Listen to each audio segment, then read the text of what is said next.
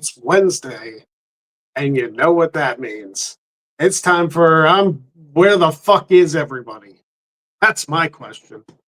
Uh, it's the Greg Cherry Show, and I'm here by myself. So thank you for keeping me company. Thank you, Tim, for joining the show. Appreciate you. Uh, so we're going to talk about Backlash right off the top. I thought Backlash was a decent show. Um, I thought the women's championship match was good. A little quick on the ending and the aftermath, but I'm guessing they're gonna further that story, so not an issue there. Dominic continues to get the win. El Grande Americano continues doing what he's doing. And so that's going to lead to. I'm wondering if they're going to implement El Grande Americano into the Worlds Collide show. It kind of makes you wonder whether or not that's going to happen. Regardless, decent match between Dominic and Penta. John Cena, Randy Orton. I'm hoping that every John Cena match from here until he ends up losing the title isn't the same finish. I'm hoping it's not a ref bump, stuff in between. Cena uses the title and wins the match. I'm hoping that's not the same formula for the rest of this title run. I'm really hoping it's not. But John Cena defeated Randy Orton after Randy Orton delivered at least 10 RKOs, almost a dozen. That's pretty insane. I don't think Randy Orton in any match he's been in has delivered that many RKOs in a single match. And he's been in a few Royal Rumbles where he's hit a few, but I don't think he's ever hit that many in that short of a span. So that's probably one for the record books. And he still didn't win the match. Crazy stuff. 2025 is a weird year. So how did you guys enjoy Backlash? That's what I want to know. How did you enjoy Backlash? Because we saw, as Tim brought up, that R-Truth was actually one of the reasons that Orton failed to defeat Cena, which is wild to say that R-Truth is in a main event angle in 2025. I'm not complaining about it. Like I feel like people have been sleeping on R-Truth for a very long time. Yes, he's done the comedy shtick for a very long time in his career. But if we forget the Ron the Truth Killings era in TNA, the guy can go. Like, he can go with the best of them. I don't know if this is going to bring out a serious R-Truth. I don't know if it's going to bring out, R-Truth, like getting his feelings hurt by Cena, especially with a press conference shenanigans thereafter. I don't know where it's going. But I'm hoping we get at least one promo segment between Cena and Truth before they eventually face each other in a match. Again, it's a roles reverse from Capital Punishment. I never thought we would see the John Cena versus R-Truth match again after 2011, but here we are. So that should be interesting. I want to see Truth break the comedy shtick for just a little bit. Like even for just like that match, that feud, as short as it is. Like if it's the next Saturday night's main event, then he doesn't have to break the character for long. But like he can maybe like all of that makes him snap out of it. Because if you think about it, the Lil Jimmy stuff with him losing his mind, yeah, he turned on John Morrison in 2011, but it really kicked off with the John Cena feud, if you can call it a feud, in 2011, Capital Punishment for the WWE Championship. I don't know if like it's gonna come full circle in that way, and that Truth becomes a little more serious or a little more. I don't want to call him dumb because his character is a little out of his mind, But I wonder if it's like what snaps Truth into becoming Ron the Truth Killings, not name wise, but like in character, that he wakes up and does that. Him saying R-Truth versus Randy Orton at the next pay per view. I I don't think that's necessary. Like I know that R-Truth is the one that essentially caused Randy to lose the title. I don't know if R-Truth versus Orton is a necessary thing because who's really that going to help? I'm not sure. That begs the question. After Saturday night's main event, what are we looking at? We're looking at Money in the Bank. You figure John Cena is probably going to compete at that, and or I would say Mox probably. I wouldn't say he takes him out because or fake attacks him because maybe in all of this, John Cena's the only one that can see little Jimmy. Maybe that's the little ironic twist. But something to make R-Truth a little more of a serious contender. Because again, obviously Truth is athletically gifted. Obviously he's been there for a while. But he's been doing this comedy shtick for over a decade. It's got to be like at least that long. So to take him seriously for a match against John Cena, which again, John Cena is most likely going to win. Like, let's call a spade here. We got to have that moment of believing that Truth is going to win the WWE Championship more so than we did in 2011, because I don't think a single soul on the planet thought Truth was beating Cena at Capital Punishment. It would have been quite the swerve for it to happen. I still think it's funny, though, that Truth beating Cena in a tables match spurred one of the most legendary promos of all time. And it wasn't by either one of them.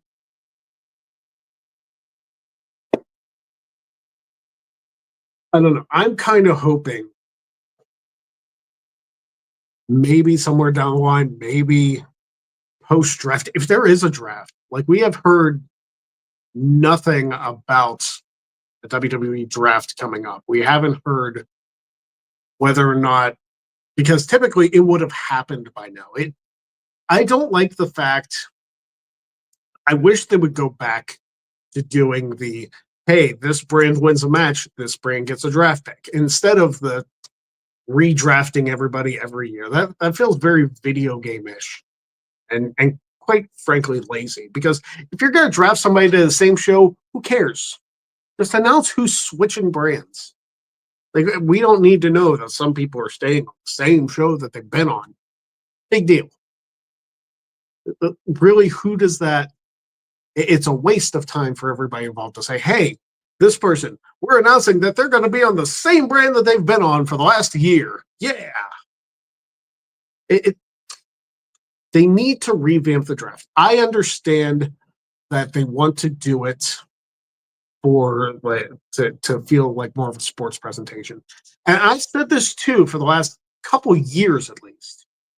I feel like it would make more sense if you're going to do the WWE draft in a sports style presentation anyway, why not just invite the whole roster to a very special show and like have the fans there as well, and then just do a draft? Don't have any matches.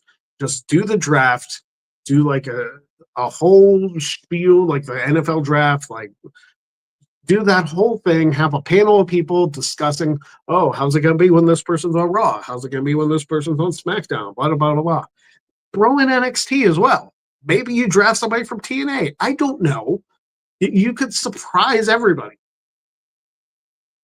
I just think that doing the draft the way that they've done it for the last several years is a very tiresome concept. It doesn't make sense to redraft every year and say, oh, well, basically everything you know right now, throw it out the window. It's like, just if you're going to do something like that, don't make it 2 nights. Don't Don't do all this stuff. Just do it on a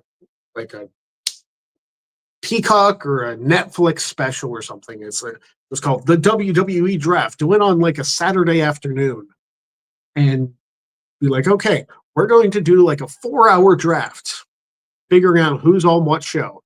Do it all in one night. Take care of it all that way. Maybe, just maybe, it makes more sense to me to do it that way. Maybe I'm wrong. I don't know. I'm just tired of the redraft concept because who does it really help?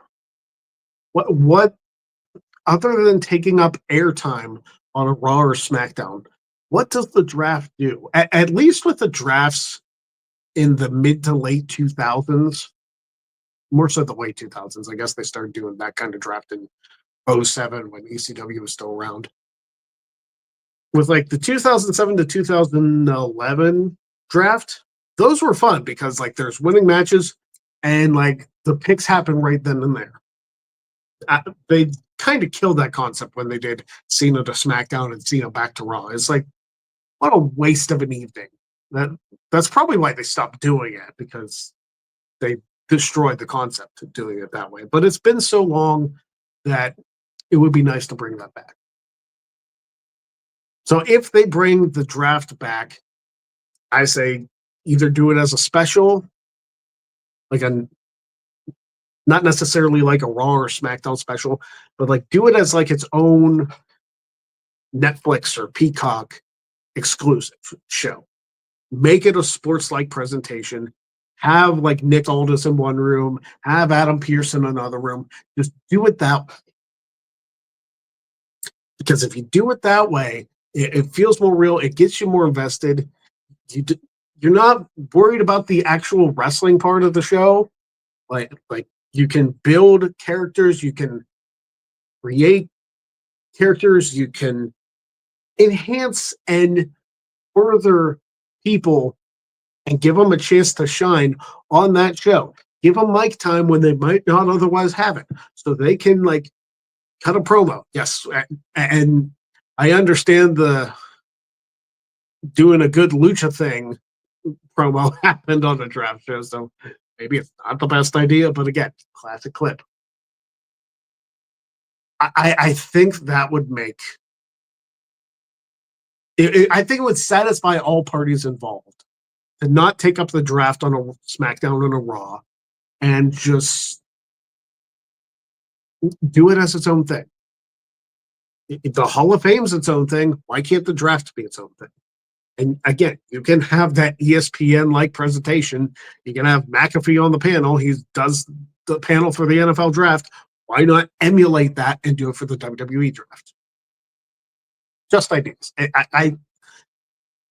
It's a lot to try and cram all of that into a show that has a time limit, essentially. Like when they did it on SmackDown and Raw, you had 5 hours that you had to fill the draft, and you had to have matches in between as well. At least with this, you can have like 5-minute countdowns or something, ready to draft the next pick or something like that. And you could do it rapid fire. You could do, I don't know. You could figure out a way to do it to not insult everybody's intelligence. You can figure out a way to do it to not cram it in and like, oh, we said the draft is here, so we have to throw something on. We have to like really quickly announce like 5 picks in a row. It's like, take your time with it. Make it its own thing. Just an opinion. All right, so we're talking about Backlash. We can talk about Money in the Bank as well. I think that we have a lot of comments in here. What's going on? Okay, that's what I'm getting a bunch of comments. Give me 1 second. because it may take me a minute to ban this person.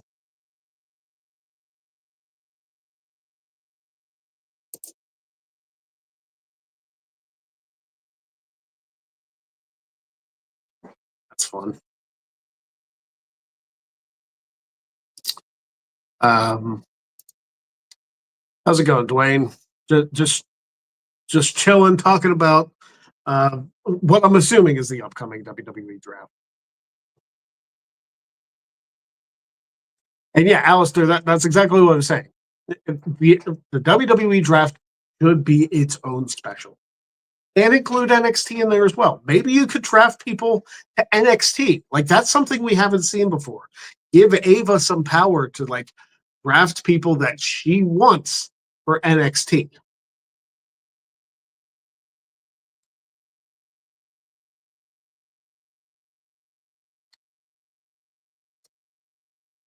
I really wish they bring back Tumblr picks for the draft instead of.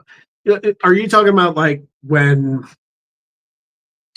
this is the 2004 draft when Bischoff and Heyman were on stage? They randomly selected somebody, and then uh, that's how they pick somebody.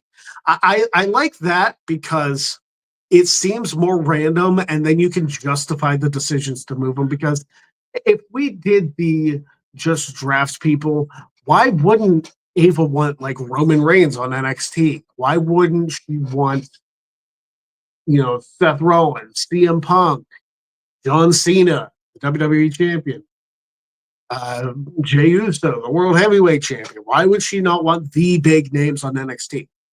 I think I think doing the tumblers and or doing the if this brand wins a match, they get a pick. Either way, you can justify it by saying, "Oh, it's random. We don't know who we're going to pick." And then that way, you don't have to have big names up front, and you can move who you need to move to make it make sense.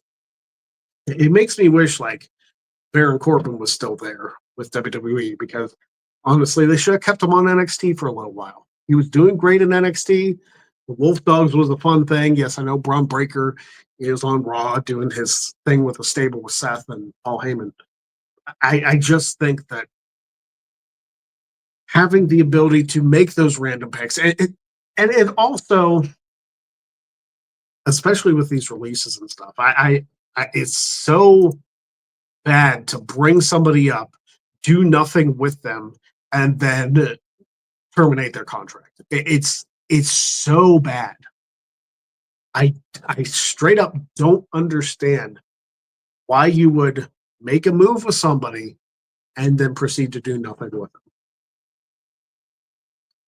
If you're going to do this, if you're going to have a draft, don't make it like a shoot style draft. Because if it is a shoot style draft where you give Netflix and USA control over who they want on their shows, and then the company decides to do nothing with them, you waste everybody's time. Like, it is your program, it is your creative aspect to say, hey, the general managers theoretically are the ones that have the control. They're the ones to make the calls. They're the one that makes the draft. Why are we not kayfabe given the power? Yeah, I know kayfabe is pretty much a dead concept at this point, but let's have some freaking mystery on our show for a little bit, huh? That's some of the fun of wrestling is that you don't know what's going to happen. When wrestling is not predictable, it's fun. Sometimes when it is predictable, it's fun too. But like, look at the finish of WrestleMania 40. That was a whole bunch of fun. I don't know. Maybe it's just.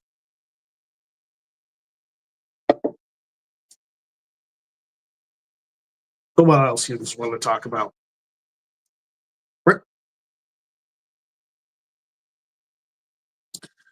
If I was in WWE, I wouldn't care to go back to NXT because I'm sure they'd still be getting that main roster pay. I'm not sure what the pay discrepancy is as far as like main roster people going back to NXT, but like, listen, if it could revitalize your career, if going back to NXT could help, then maybe it's not a bad thing. I mean, Finn Balor went to NXT and he became the NXT champion. And then he came back up.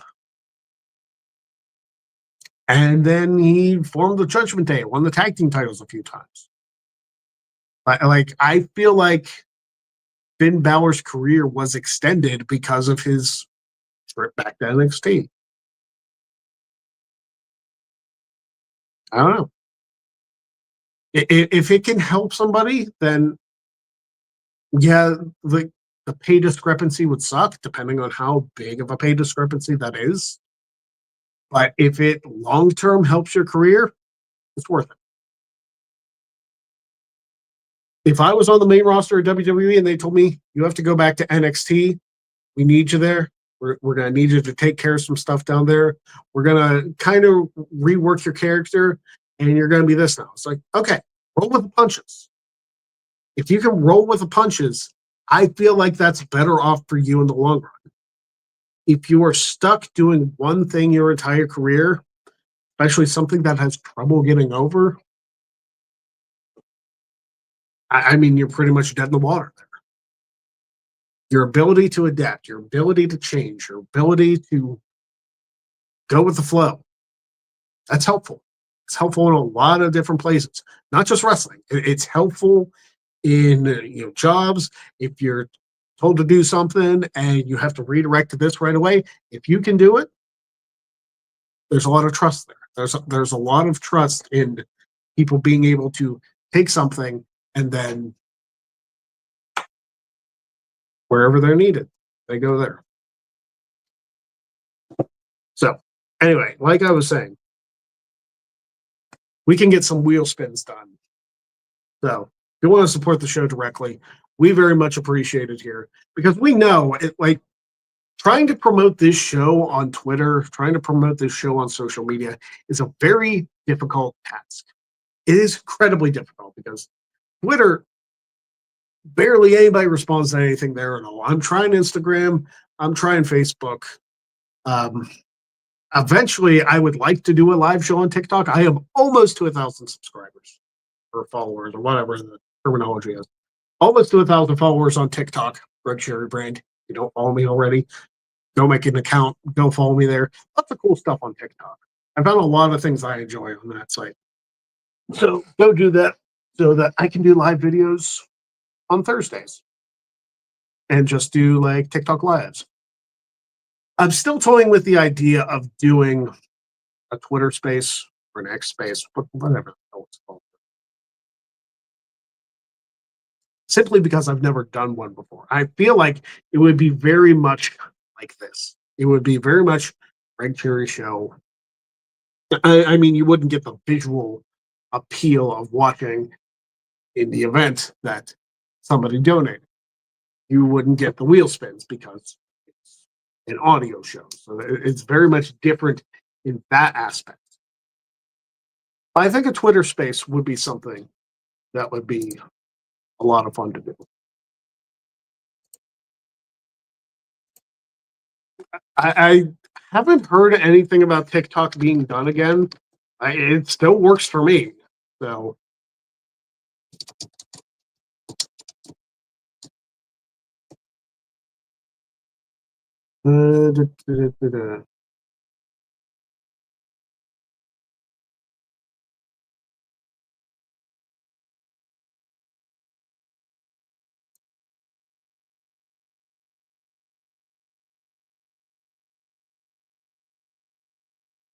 I mean, it's still working.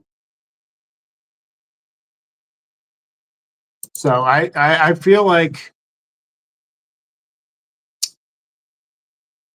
keep going there. Keep going there. Follow my stuff. I've posted a lot of stuff that I've posted on the YouTube channel. All my Rumble videos are on there, except 95. 95, for some reason, TikTok had an issue with. But all the rest of the Rumble videos are there. There's also some stuff that you don't see on the YouTube channel that's on there. So go check that out.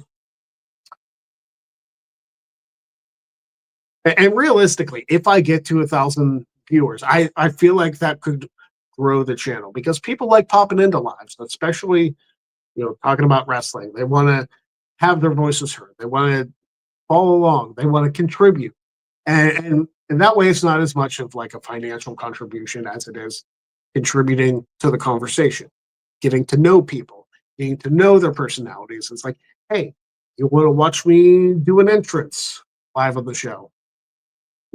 For the Greg Cherry Show, it requires a donation. For the TikTok Live, maybe it won't. Maybe it's a gift or something. I don't know. Like I would love to find out before TikTok, if it does go under. I would like to find out if I could grow this show, if I could grow the TikTok audience onto the YouTube show. Also, I'm hoping in the next couple weeks. There's no guarantee. I've talked about bringing Maven onto an episode of the Greg Cherry Show just to chat, just to have a good time. We're not going to force him through the wrestling trivia again.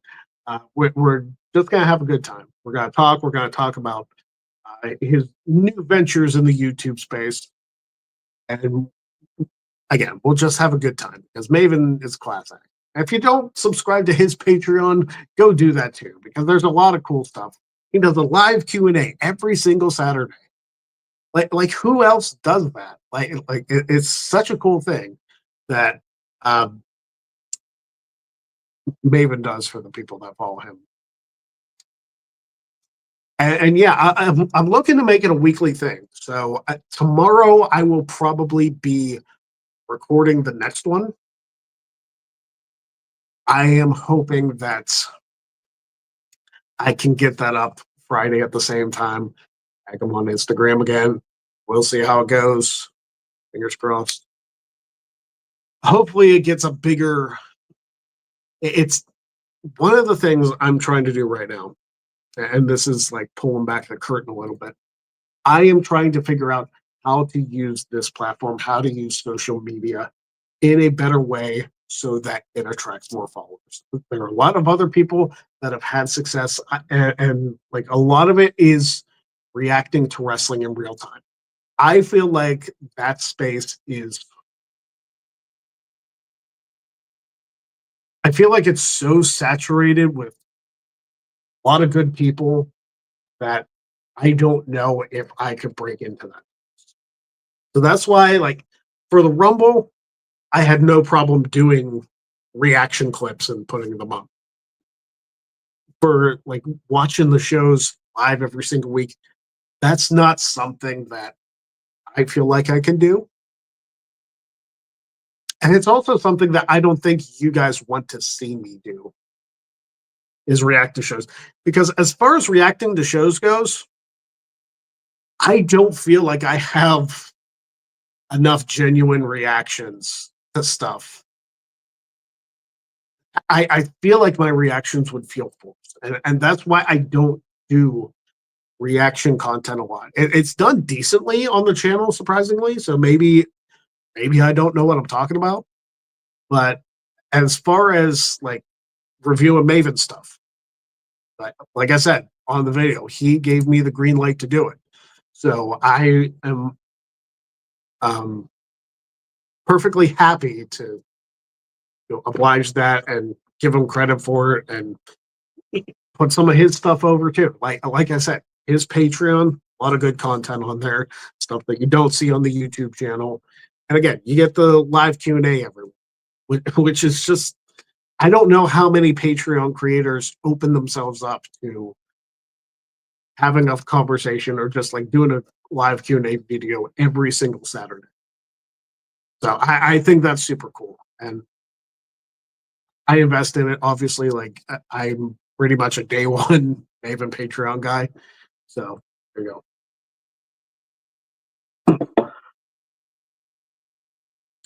The guy he interviews, is he the same guy who's on the LFG show? Are you thinking of? I don't think he's on the LFG show. I'll be honest. I have not. I've only seen clips of the Legends and Future Great show. So I don't believe it's the same guy. If it is, then it just shows how little I pay attention. Um, I don't think it's BJ Ray. I straight up don't think it's the same guy. Um, I'd have to look at the cast, but the guy goes by the name of Matt Saxon.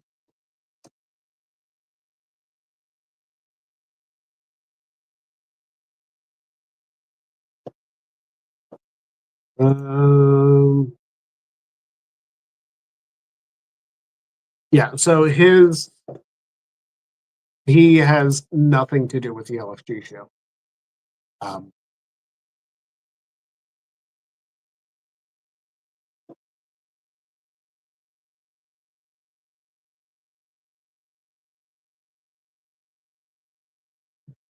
so there you go.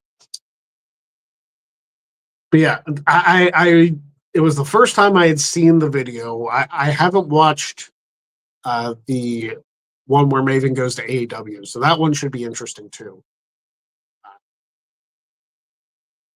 I'm looking forward to reviewing that one because I want to see what shenanigans he gets into.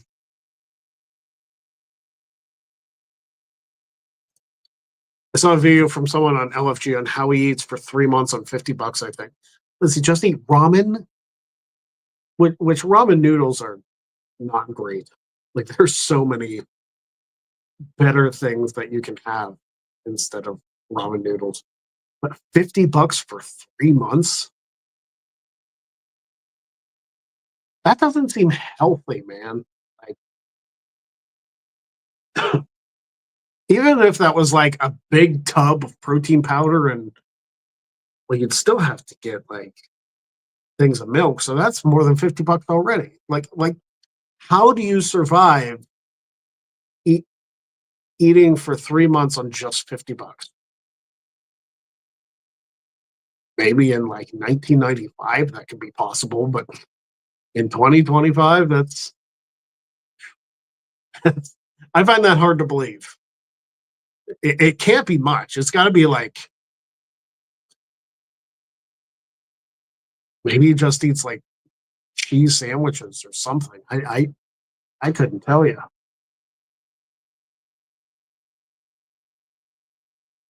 Either way, I'm sure there's some frugal people in the wrestling world, but the guy who was on Maven's channel takes frugal to a whole new level.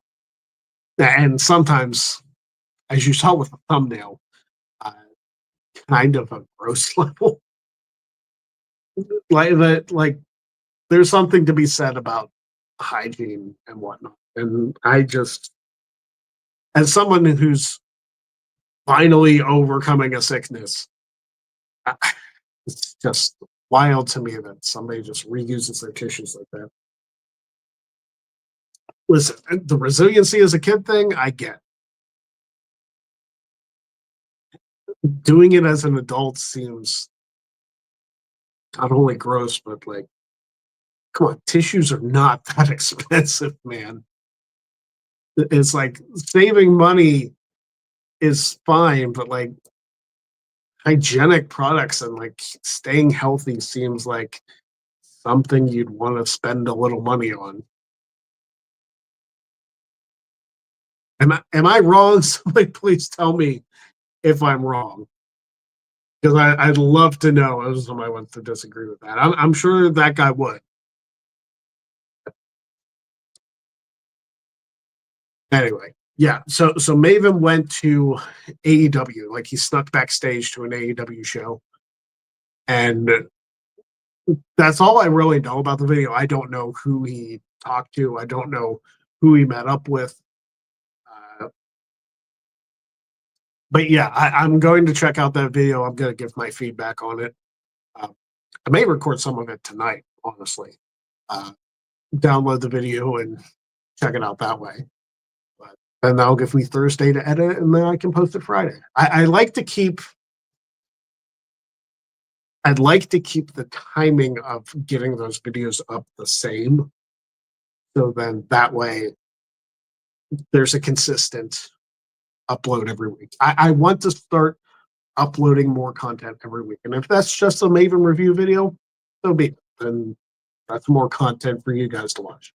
You guys can obviously watch the full video that Maven does over on his channel, because I'm not taking his whole video, because that's just absurd at that point. Like, I have no problem cutting it down, letting you know my reactions as they happen, like last video was, and just going from there. And if there's something you guys want to see on the channel, if there's something you want to see me review, I don't just have to review Maven stuff. I can review matches. I can review shows. I can review football games, for crying out loud. Whatever you want me to do, let me know. I would love to know what kind of content you want to see from the Great Cherry brand, because it's obviously difficult to get people together for Jack of all trades. It's difficult to get people together for Luck of the Draw, because that's very much a timing thing. If there's something on my end that I can control and have a significant and consistent release schedule, that's perfectly fine. I have zero problem doing that. But yeah, I'm hoping to have the next video for Maven up on after he releases his new video. Because obviously, like, having my video release week after his gives you time to watch the actual thing, and then you come back and see my reaction. I think it's only fair. Because if I don't want to review his video and post it the same day, because it's like, man, if there are people who come to me and, like, I don't want to take anything away from Maven because he's such a good dude. I would feel guilty trying to take viewers the same day. If I was like, okay, if I delay my videos a week, it gives people a week to go check out the stuff. And I really should link his YouTube video. I think I did. I think I tagged his channel in the description.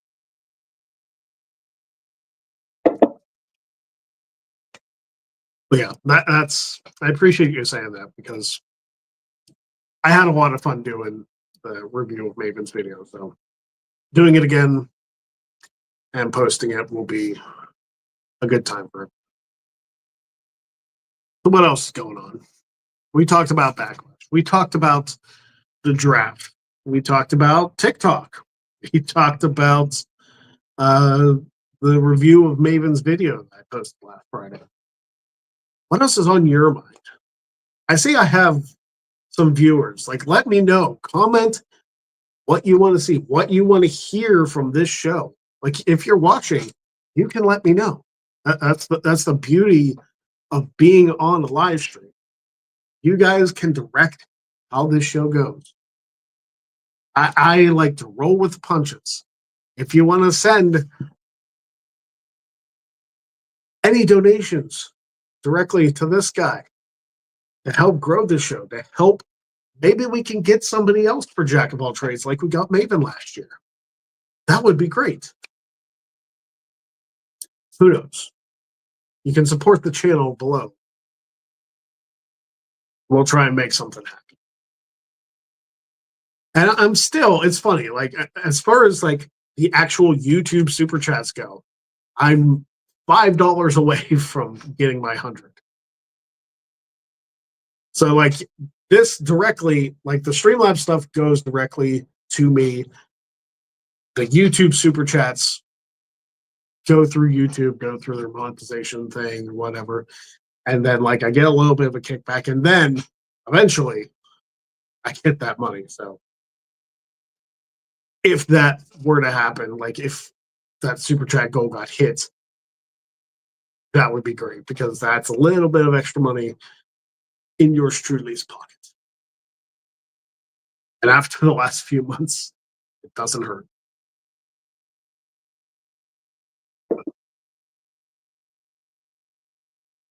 So what else is there? I added a new space on the wheel too. So I took out, and it's because I'm in a carpeted room, I took out Pie in the Face. because I don't need to get shaving cream all over the carpet and have that be a question why my wife asked me, why is there shaving cream on the carpet? Don't need to answer that. So I replaced it with something called 60-second yeet, which is exactly what it sounds like. It's me doing that for a minute straight. And it kind of adds to the workout thing because we got squats, we got jumping jacks. So yeeting for a minute is, it doesn't seem like a long time, but you put a couple of those back to back, that might be tiring for all involved.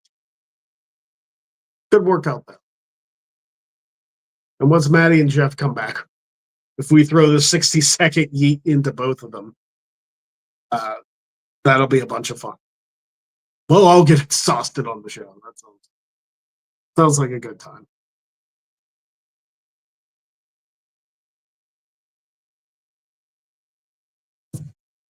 All right. So I know AEW's Beach Break is on tonight. And at least they're not doing it in January in Cleveland. But we can go over the AEW Beach Break card, as it were.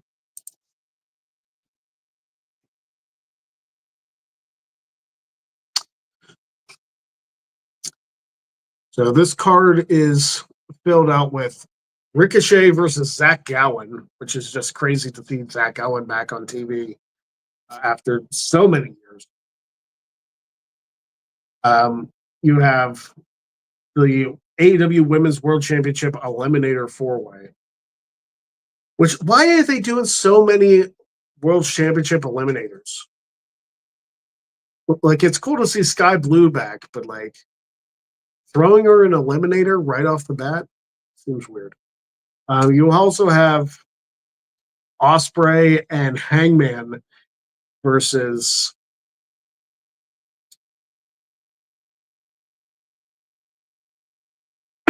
excuse me.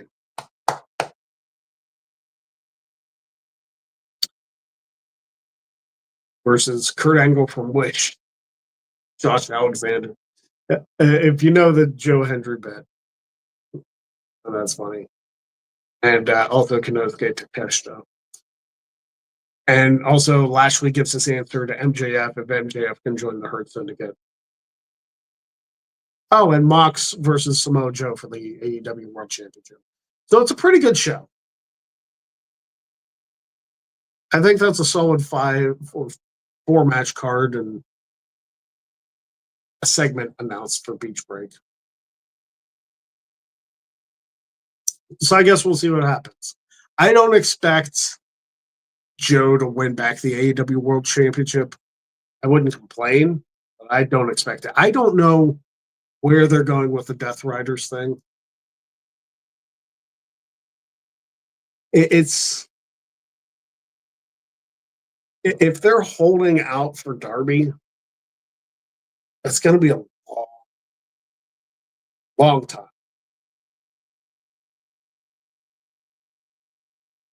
That's going to put it like freaking Full Gear or something in November. I don't know if like you want Mox to hold the championship for over a year to that point to drop it to Darby.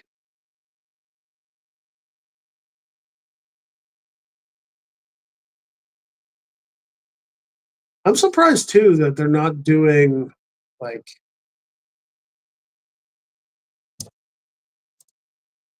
have they done much with the Owen Cup? Like obviously Mercedes and Jamie Hayter in the finals. And obviously I'm pulling for Mercedes because I'm biased. But yeah, Osprey and Hangman Adam Page are in the finals of Double or Nothing. don't know who you want to give the win to. You give it to Hangman so he faces Mox, or you give it to Ospreay so he can. Because Ospreay is a future AEW champion. You got to figure. And I would really love to see Mercedes and Tony Storm fight over the AEW championship.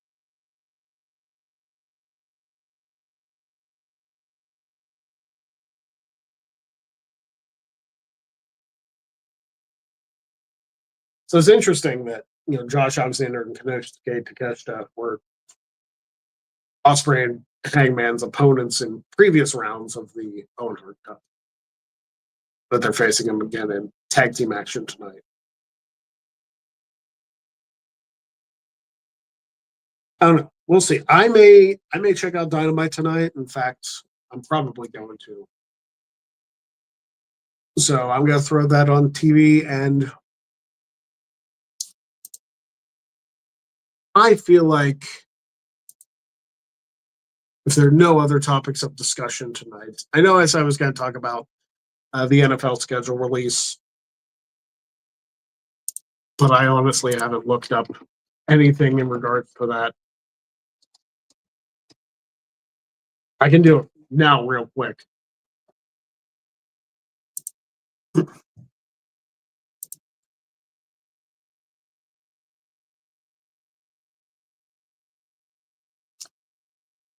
The only thing I know is that the Steelers are playing an overseas game against the Vikings. And that's pretty much it.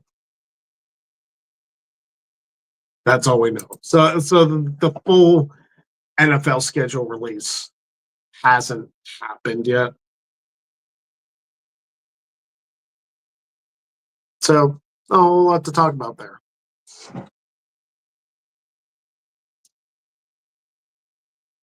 So I think what I'm going to do is I am going to cut this a little bit short. I know it's not quite 8 o'clock, but I want you guys to enjoy Dynamite tonight if you so choose. I appreciate everybody watching tonight because it's been a long time on this show since I've flown solo. So hopefully next week we get ourselves Matty Laws back. I think Jeff's still going to be out next week. And then hopefully we have the three of us the following week. But thank you guys for watching Greg Cherry Show tonight. Appreciate you. Go follow me on TikTok. Go follow me on X, on Instagram, on Blue Sky. If it's at Greg Cherry Brand, there's a good chance it's yours truly. So go follow me on all of those things on social media. Share this channel with your friends. Tell them that we're here. If they like wrestling, if they like football, if they just like seeing somebody be a complete jackass on screen, send them our way because I have no problem looking like an idiot for your entertainment. So anything that you want to share for your friends, even if they don't like wrestling, even if they don't like football, send them our way anyway. Maybe they'll get some enjoyment. Maybe they'll get into it with our coverage of both of them.